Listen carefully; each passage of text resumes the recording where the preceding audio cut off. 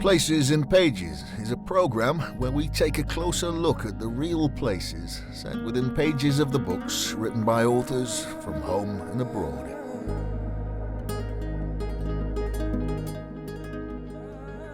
Thank you for joining me.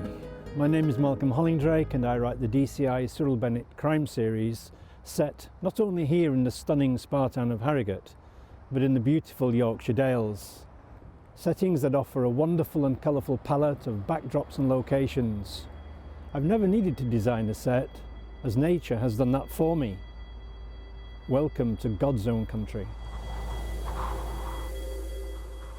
Part of the pleasure for me as a writer is to weave fact with fiction, real with imaginary. Allow me to show you some of the real places set within the pages of my books. I chose Harrogate for the series for two reasons. Firstly, I'd heard it was the happiest place in the UK to live, so to introduce the odd crime wouldn't go amiss. And secondly, because of this. Where else would you find 200 acres of open space? The Stray is an area I feature heavily in my books, known as the lungs of the town. They hold their beauty 365 days a year. The 1st of April, and only a fool would be out at this time in the morning. The fine mist that was often sarcastically referred to as a dry rain flushed Harrogate's dark streets and gardens, an orange organza veil soaking all in its path. Only when trapped momentarily in the streetlights did the drifting watery sheets appear to be guided invisibly by the slight accompanying breeze. To the lone figure, the rain was a bonus. It made the ground forgiving as the fine blade disemboweled a small area of the Stray. You might not know this, but Harrogate is the stage for a huge crime writing festival held every year at the Old Swan Hotel, where many of the world's famous authors come to visit. So, as you see, Harrogate may not be as innocent as you think.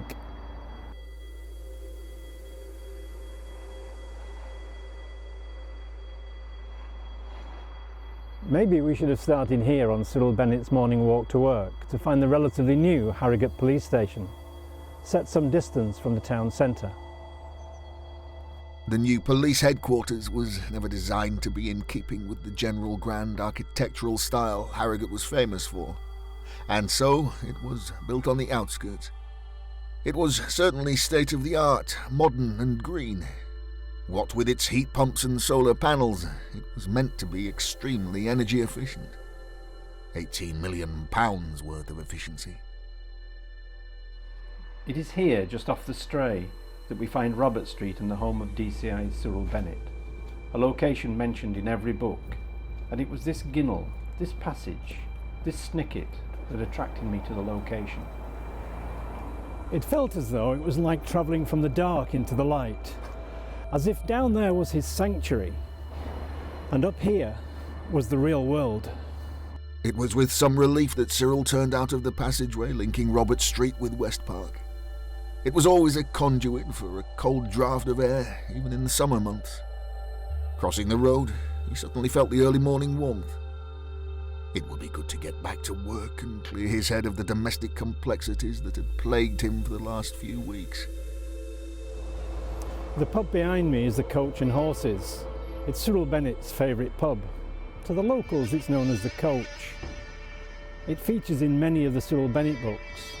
Cyril crossed the Stray. He looked at the familiar sight of the Coach and Horses. The metal penny farthing hanging from the end of the building always made him smile. He had quickly grown to enjoy the pub's hospitality. It did not allow children or dogs, and there was no TV, music or games machines. Just a perfect pint that varied from week to week. Harrogate's rich and historic buildings lend themselves perfectly as backdrops to Cyril Bennett's world. They are known and identifiable. Take this one, the Rogers Arms houses. The carving above the door is intricate, of a wicker basket that's used as a beehive, and it was the inspiration for the book, Flesh Evidence.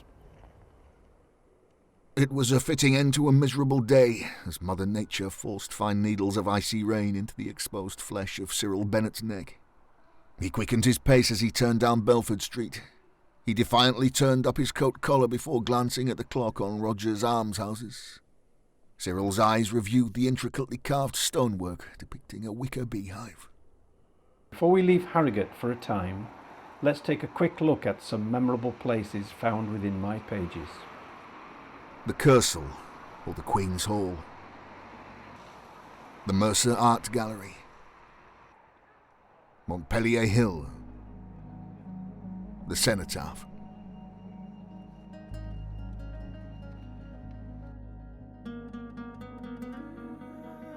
We have now travelled 12 miles north to the city of Ripon, a place rich in history and an area featured in many of my books.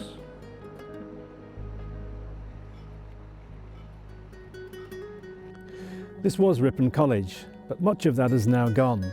The chapel and the halls of residence long since demolished, and the main building has been converted into apartments.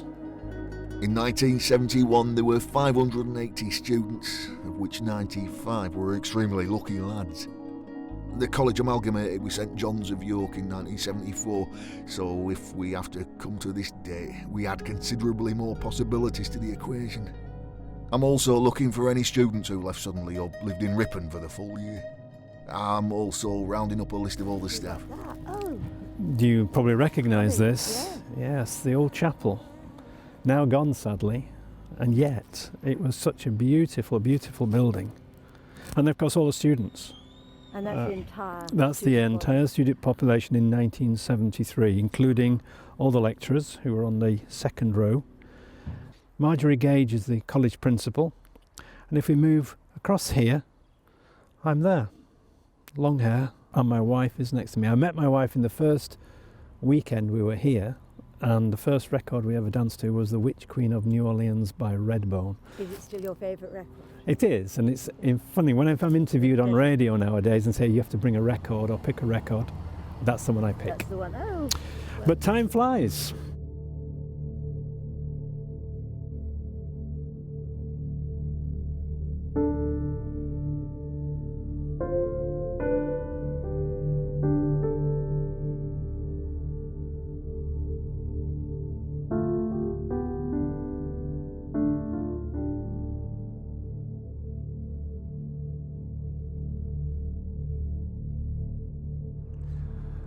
We're now in a very cold Nidderdale, and this area of water behind me is Gowthwaite Reservoir. At the end of the 19th century, my grandfather, John Brash Dewar, was born where that water is. Before the reservoir was built, a temporary village was constructed to house the families of the workers who built Angram and Scarhouse reservoirs, way up on the moors. But it's the next village to my right that we're interested in, and that's Ramsgill. And it's there that I set one of my favourite Bennett books, and it's to the churchyard of St Mary's that we need to go next.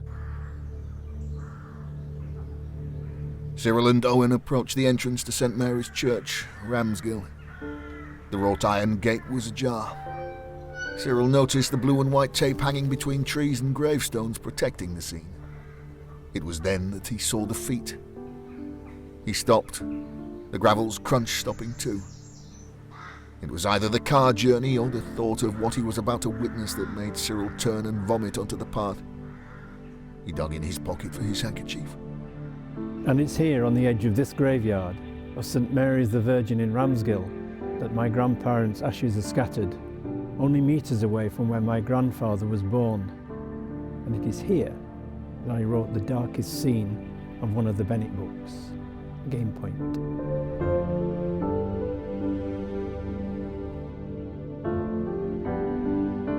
He walked forward and looked at the door to the church. He took a deep breath before turning round to look at the body. The grey, lichen-mottled gravestone on which the corpse rested leaned back slightly, giving the impression that the person was only sleeping, childlike and vulnerable. Cyril closed his eyes and whispered the word sorry over and over again. His tear-filled eyes then focused on the gravestone's inscription that was to the right shoulder of the corpse. Remember me as you pass by. As you are now, so once was I. As I am now, so you must be. Prepare yourself to follow me.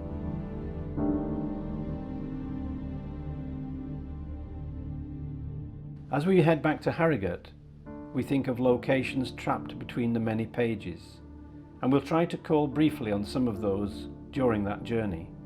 I'm sure you'll be familiar with some of them. Massam. Black Sheep Country. Cheers. And Appleton's pork pie, Owen. It's been a long and memorable day, and I hope you've enjoyed seeing the places within my pages of the DCI Cyril Bennett books. I ask myself now, what would Cyril Bennett do? Well, I think he'd go to the Coach and Horses. Thank you for joining me.